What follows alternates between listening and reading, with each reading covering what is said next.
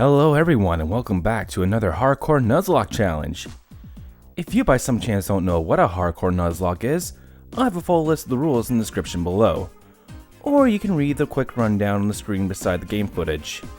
Today's theme is being a Hardcore Nuzlocke in Pokemon Crystal only using Fire-type Pokemon. The rules of a typical Nuzlocke still apply, however, I am only allowed to catch the first Fire-type Pokemon I come across in any given route, and I can only battle with said type.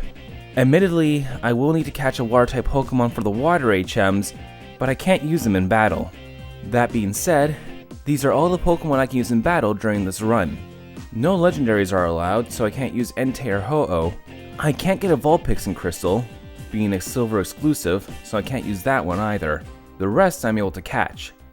However, the only Pokemon I can catch in Johto is Growlithe. And as for Flareon, I'll have to get the Eevee from Bill.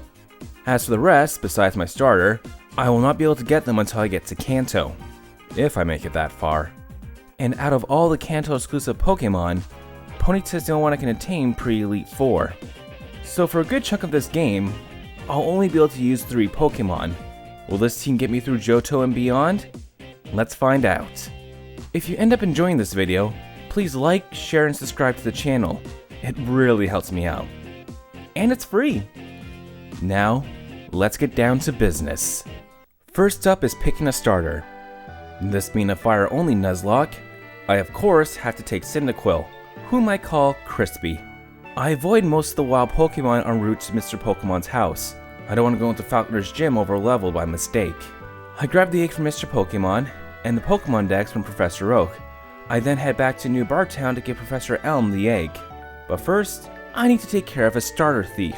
It was really close, and Crispy had to eat a berry to get through the battle, but after countless tackles, I eventually take out the stolen Totodile. I give Elm the egg, say goodbye to my mom, and make my way to Violet City. But first, I head to Route 36 to try for my first partner. I eventually run into a Growlithe. Knowing that new roar, I don't even try to attack and throw a ball. I catch her my first try and nickname her K9. After grinding up K9 a bit, I make my way to the gym. Both my partners nearly got killed from the first trainer Spearow of all things, but we make it through and eventually challenge Falconer. Pidgey kept on spamming Mud Slap. Despite not dealing a lot of damage, it drops our accuracy, and the misses were starting to pile up. If it wasn't for the fact I gave both my Pokemon a berry to hold, that Pidgey would have probably wiped me. K9 eventually takes out Pidgey after Ember finally hits. Now we gotta deal with Pidgeotto. I switch in Crispy to deal with it, but he's not dealing a lot of damage. So I switch back in K9 to see if Ember would deal more damage, but she's taken out with a crit gust. And not too long after that, Crispy is taken out as well, wiping me. After wiping, I quickly get back to where I was and challenge Falconer for round 2. This time, K9 doesn't miss a million times, and takes out Pidgey with a couple of embers. I keep K9 in when Falconer sends out Pidgeotto. K9 manages to burn Pidgeotto with Ember, but I switch her out because of the accuracy drops I got from Pidgey. Crispy comes out, and thanks to some help with burn damage, he eventually takes out Pidgeotto, and I get my first badge. My next destination is Azalea Town, where Ballmaker Kurt attacks Team Rocket in a fit of rage. He throws out his back, however, and it's up to me to drive them out of town. The battles against them were easy enough, with the only thing of note being that Crispy evolved. With Team Rocket out of the way, probably shipping the Slowpoke tails they already cut off to the Kalos region, I challenge Bugsy. K9 takes out Metaponic Akuna easy enough thanks to some crit embers. When Scyther comes out, it drops our defense with Leer and nearly takes out K9 with a crit quick attack. Thankfully, the Ember K9 just managed to pull off burnt Scyther. I switch out K9 for Crispy, who tanks a quick attack pretty well, while Scyther goes down thanks to some burn damage. And just like that, I got my second badge. Next battle is against the Starter Thief. I taught Mud Slap to Crispy so I can deal with his Ghastly. Since this is pre-ability era, Ghastly actually gets hit by ground-type moves. Plus the accuracy drop is nice. I was worried at first because despite Ghastly getting hit twice with Mud Slap, nothing was missing. Even worse, Crispy was put to sleep with Hypnosis. Crispy thankfully wakes up before too much damage can be done to him, and he takes out Ghastly with one last Mud Slap. Out next is Croconaw. I gave both my Pokemon a berry because I knew Water Gun would hit hard. Thankfully, Mudslap was doing his job, as Croconaut's attacks kept missing. We do eventually get hit with Water Gun, nearly taking out Crispy. I switching K9, who takes out his Croconaut and his Zubat, getting us the win. My next challenge is getting past Whitney. Crispy takes out Clefairy after a few headbutts. When Miltank comes out, I switch in K9. It gets hit hard with Rollout, but I figure I'd be faster and can break the Rollout streak with Dig. But Miltank, to my surprise, is faster and takes out K9. I hope that Crispy be faster and maybe I get a flinch with headbutts, but he was not faster and gets killed by Rollout. Once I make it back to Whitney, I decide to leave with K9, who is now a male. After a metronome fly, I decide to roar out Clefairy from Miltank. Thankfully, the Quick Claw gave K9 activates and we're able to dig out of the way from the attack. With Dig not doing much damage, I decide to go for Ember and hope for the burn. It doesn't happen, but we get Miltank down to half health as K9 just lives a stomp on 2 HP. I didn't want to lose K9, so I switch in Crispy. Miltank goes for a rollout on the switch, and it misses! Miltank is still faster than us as it goes for another rollout that hits. I have Crispy use Ember, and it burns. Good thing it did because I don't think we could have taken a second rollout. Remember, it gets stronger with each consecutive hit. Thanks to the chip damage from burn, Miltank goes down. Crispy finishes off Clefairy with another Ember, and we get our third badge. After that, I get the schoolboy's phone number. There's a chance that he might give us a Firestone, so having him around is going to be pretty useful for evolving a couple of my Pokemon. My next destination is Burn Tower, where I run into my rival, I guess. Thankfully, this battle wasn't too bad. It helped that instead of having his Croconaut use a move that can deal massive damage, like Water Gun, he instead has it go for Rage. Yeah, no issues here. After that, I head to Ecruteak Gym to challenge Morty. I actually defeat him without taking any damage. The only thing I was curious about was K9 outspeeding Gengar. I'm not sure it's because Quick Claw might have activated 2 turns in a row, or if Miltank actually outspeeds Gengar, but despite my confusion, I now have 4 badges. Before heading to Cinnawood, I make a pit stop in Mahogany to take out some Rocket Grunts. I'm gonna have to do it eventually, plus it'll help raise my level a bit so I can be on par with Chuck. Not long after that, I get a call from said schoolboy saying he had an item for me. It's a Firestone, which I give to K9. Now it's time to face Chuck. K9 takes out Primate easy enough, leaving just the one Pokemon I was really worried about, Poliwrath. I tried digging in hopes to avoid Surf, but isn't dealing much damage. It then uses Mind Reader followed by Hypnosis to put K9 to sleep. Knowing that Crispy wouldn't be able to take a Surf, I had no choice but to keep K9 in, who was eventually killed. It's up to Crispy to take down Poliwrath, who still has about 2/3 of its health left. Headbutt brings it down to a little under half health as Surf nearly takes us out. One more and we're a goner. The next Headbutt flinches Poliwrath, and one after that crits it and takes it out. I am genuinely shocked. I was fully expecting the wipe here, but I had my 5th badge, but I'm down to 1 Pokemon. And then I remembered something. I backtracked to Goldenrod and grabbed the Eevee from Bill. A lot of you commented in my Fire Red Nuzlocke that I should have allowed Flareon despite the only way to obtain one is to evolve an Eevee. I just can't use it until I evolve it. Well, here you go folks. Like for Eevee. I nicknamed him Lysander. Get it? Flareon. Now I just have to wait for the schoolboy to challenge me for another Firestone. In the meantime, I head over to Mahogany to challenge Price. Oddly enough, despite Jasmine being the 6th gym leader on card, her ace is actually stronger than Price's. So I figured it'd be best to take care of Price first. Seal goes down after a couple of headbutts.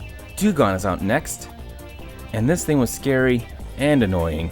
My HP is low, and when I get it down to the red, it rests off the damage and I have to start all over again.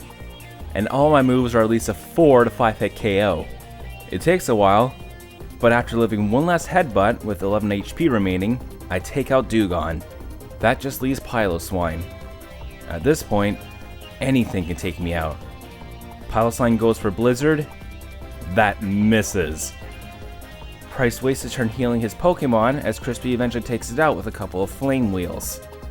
With that close call, I was too scared to go any further with only Crispy in my party. So I walked away from the game for a few hours. When I reopened my game again, the schoolboy had called me saying he had another item for me, which was another Firestone. I immediately gave it to Lysander and grind him out to be on par with Crispy. After that, I challenged Jasmine. I figured Crispy would have to solo this battle as Lysander doesn't know any fire type attacks yet. Thankfully, Crispy is more than capable of sweeping Jasmine's team thanks to Flame Wheel. After getting my 7th badge, I get word that Team Rocket has taken over the radio tower. Not much to talk about here other than Crispy evolving during this time. Not even my rival was much of a challenge at this point, thanks to teaching Crispy Thunder Punch. Now the only thing standing between me and the elite is Clair. I taught Crispy Sunny Day as I knew one of Clair's Dragonairs and Kingdra knew Surf. What I didn't take into account was Thunder Wave, which all her Dragonairs know. If I don't get paralyzed from that, Dragon Breath has a chance to paralyze me.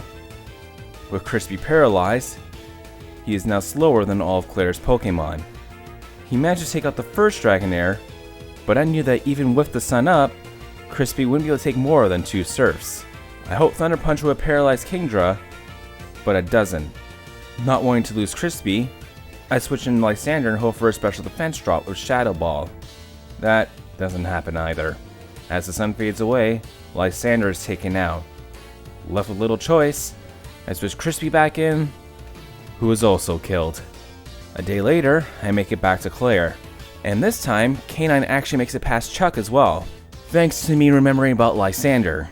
Something else I did was give Crispy and K9 a paralyzed Cure Berry to counter paralysis. Thank Arceus for that, as I set up the sun for free thanks to said berry curing my paralysis. By switching K9s, I expected another Thunder Wave, but instead, Dragonair goes for Surf, which is weakened thanks to the sun. K9 takes out the first Dragonair with a couple of returns. Thankfully, I remembered that on Sundays, you can get the TM for return at the Goldenrod department store. Kindra's out next and uses Hyper Beam. K9 takes the move pretty well, as the return looks to be a 3-hit KO. In hindsight, I should have used a different move as the second return brings it to potion range. But that's okay, as after Clair heals up Kingdra, return crits, and takes it out. K9 is also able to take out Clair's second Dragonair. And finally, I switch in Lysander to finish up Clair's last Dragonair, giving me my 8th badge. As I make my way to an Indigo Plateau, I run into my last partner, Chicken the Ponyta. I spend the next little bit growing up my team so they're as strong as Karen's ace, and when I was done, I run into my rival again. This time, my level was so high that my rival was nothing more than a minor nuisance. Crispy sweeps his team, and I make my way into the Pokemon League and challenge the first member of the Elite Four, Will. Lysander manages to sweep Will's entire team with Shadow Ball. The one Pokemon that could cause problems, Slowbro, decides to set up Amnesia instead of attacking me with a move like, I don't know, Surf? But I digress. Will is easily defeated. Up next is Koga. I meant to leave with Crispy, but I forgot to switch up my party beforehand. So Lysander comes out. It uses Fire Spin to trap Ariados as I switch in K9. Thanks to Ariados using Double Team, K9's Flame Wheel is kept missing, giving it the chance of a Baton Pass to Fortress. Bad move, as K9 one-shots it with Flame Wheel. Muck is out next, and after a long drawn-out battle with lots of defense boosts, minimize, and poison, K9 eventually takes out Muck with Dragon Breath. With K9 being poisoned, I didn't feel comfortable leaving him in, so I switched him out for Crispy, who takes out Koga's 3 remaining Pokemon. Getting poisoned in the process, mind you, but still gets it done. The third member of the Elite Four is Bruno. Crispy leads, bringing Hitmontop down to about a third of its health with Thunder Punch. It goes for Dig, giving me the chance to set up Sunny Day. Dig only does a quarter damage to us, as Crispy takes out Hitmontop with a second Thunder Punch. Onix is out next, who lives in Earthquake. It blocks out the sun by setting up Sandstorm. We'll get some chip damage now, but a second Earthquake takes out Onix. Machamp is out next, and my gut was telling me to switch out Crispy, fearing a hard hit. So I switch in the bulkiest member of my team, K9, who is almost taken out by a crit Rock Slide. While he just barely lives the attack, the chip damage from Sandstorm was the final nail in the coffin, killing K9. Fearing Crispy won't be able to take a Rock Slide, I send out Lysander. Thanks to some lucky flinches from Headbutt, despite Bruno healing Machamp, Lysander takes it out, but he gets pretty beaten up in the process. So I switch Lysander out for Chicken. Chicken is almost taken out by a Mach Punch, but is just able to take out both Hitmonlee and Hitmonchan. The last member of the Elite Four is Karen. With Umbreon being a bulkier Pokemon, I lead with Chicken, who I get to trap it with Fire Spin. Umbreon tries to throw sand in my face, but misses. Chicken then gets 2 Stomp Flinches in a row, and when a third Stomp gets Umbreon down to the red, it uses Confuse Ray. By applying the head, giving Chicken a Bitter Berry, just in case something like that happened. The chip damage from Fire Spin takes out Umbreon. For Gengar, I switch in Crispy, who gets cursed on the switch. The upside to this is Gengar is now down to half health, and we're faster. Earthquake takes out Gengar. Thunder Punch one-shots Murkrow, and a crit Earthquake takes out Houndoom. Curse doesn't take effect on the same turn a Pokemon faints, so Crispy takes no damage. For Vileplume, I switch Crispy out for Chicken, who gets paralyzed on the switch. It doesn't slow us down too much though, as Vileplume doesn't know anything that can hit us super hard. 3 embers later, I take out Vileplume and defeat Karen. That just leaves the champion, Lance. Crispy takes down Gyarados with a single Thunder Punch. Aerodactyl just lives a Thunder Punch and goes for Rock Slide. That misses. A second Thunder Punch finishes the job. Dragonite is out next, and as I set up Sunny Day, Dragonite paralyzes us. Not wanting to stay in like that, I switch in Chicken, who tries to stop a Mudhole in Dragonite. He quickly puts a stop to that with Thunder Wave. The bad luck continues as Twister flinches us a couple of times, and finally, Chicken gets annihilated with Hyper Beam. With Chicken now the pitcher, I send in Lysander, who takes out Dragonite after a few headbutts. Thank you for the flinches. That just leaves Lance's final Dragonite. I'll need a few flinches to get past this dragon. I get 1, but I do not get a second one, as Lysander is killed by Outrage. It's all down to Crispy, who's at full health, but paralyzed. A Thunder Punch gets Dragonite down to the red, but then Lance uses a full restore and is back up to full health. And after losing a few too many turns to paralysis, Crispy is killed. It's going to take me a while to get back here, but I don't plan on giving up. I eventually make it back to Lance. This time, K9 doesn't get crit Rock Slide, so she's back! Hooray! Again, Thunder Punch one-shots Gyarados, 2 Thunder Punches takes out Aerodactyl, but this time, unfortunately, Rock Slide hits Crispy. K9 takes out the first 2 Dragonites with Dragon Breath. Crispy takes out Charizard with Thunder Punch, leaving just that last Dragonite. A couple of Thunder Punches brings Dragonite down to about a third of its health.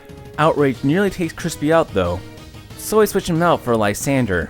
I go for Shadow Ball, hoping that'd be enough to finish it off. And it does. With that, I have become the champion. But I'm not done yet. I think we all know there's a certain trainer that I have to try and beat before I could call this challenge complete. I won't be talking about most of the Kanto gym leaders here, as for the most part, they're weaker than the champion, getting through most of the battles taking little to no damage. But in Kanto, I do run into my last 2 partners, Katy Perry the Slugma and Kip the Houndour. Don't worry though, there is still one battle in Kanto that's worth talking about, the battle against Blue. Kip takes up Pidgeot with Crunch, but then I make the biggest mistake of the battle. When Rhydon comes out, I use Toxic instead of attacking it. It doesn't help that it missed, but Rhydon takes out Kip with Earthquake. I send out Crispy, the only Pokemon that knew a move that can deal super effective damage against it, Earthquake. Sadly, that looks to be a 3-hit KO. Rhydon uses Sandstorm while I go for a second Earthquake. Rhydon just hangs on while we just live an Earthquake from Rhydon. But with Sandstorm still raging, Crispy is taken out. I send out K9, who takes out Rhydon with Dragon Breath. Gyarados comes out next, and return looks to be a 2-hit KO. With Gyarados using Rain Dance, I thought I had an easy KO. But to my surprise, Gyarados lives a second return, and murders K9 with Hydro Pump. But then Blue pops a full restore, and Gyarados is back to full health. Chicken manages to get a couple of stomps in, but he too is taken out by Hydro Pump. Lysander is out next with a chopping block. I get Lysander to use Headbutts running down to the red, but Hydro Pump hits yet again, and we hang on by the skin of our teeth. Blue heals Gyarados on its next turn, giving me a couple of free headbutts. The second of which crits and flinches Gyarados, bringing it back down to the red. Blue doesn't heal him up this time, and one more headbutt takes out Gyarados. And just like that, there's hope again. Shadow Ball one-shots Alakazam. Predicting an extreme speed, I switch out Lysander for Katie, who tanks extreme speed like a champ. A couple of turns later, Arcanine is taken out by Rock Slide, and Flamethrower takes out Exeggutor. I lost 2/3 of my team, but I beat Blue. Only one battle left to go. But before that, there is one more Pokemon I can finally and thankfully catch. At Mount Silver, I catch myself a Magmar who I name Bum. I Master Balled it because I did not want to fail this one. One long grinding session later, it's make or break time as I face my last challenge, Red. Bum takes out Pikachu with a single Flamethrower. No surprises there. As Espeon comes out, I use Sunny Day. I thank Arceus Psychic doesn't give me a special drop and take out Espeon with Flamethrower. Blastoise brings a Downpour, and Bum brings the Thunder, taking out Blastoise with Thunder Punch. Snorlax's turn, and I keep going for Dynamic Punch. And there's a reason why it's jokingly called Dynamic Miss, because despite Snorlax being the size of my condo and being right there in front of me, Dynamic Punch misses 3 times in a row. I call for heads, and it keeps landing on tails. Bum eventually falls to Body Slam. I send out the only other Pokemon that might be able to do some decent damage, Katy Perry, who starts covering Snorlax in rocks. The first flinches Snorlax, the second one doesn't, but they don't attack. The third flinches, and the fourth takes it out. Rock Slide one-shots Charizard, and Flamethrower one-shots Venusaur, and that's it. I have been a Pokemon Crystal Hardcore Nuzlocke only using Fire-type Pokemon, and it only took me 5 attempts. Fire types in general are hard to come by, but at least the ones we do have are pretty good. Then we have Macargo. I can't be too hard on her. She carried those last couple of battles. I don't have much more to say here. Time to put the Game Boy down. My name is Jeffrey Uri, and I didn't start the fire. It's been always burning since the world's been turning, and I will see you all very soon. Bye.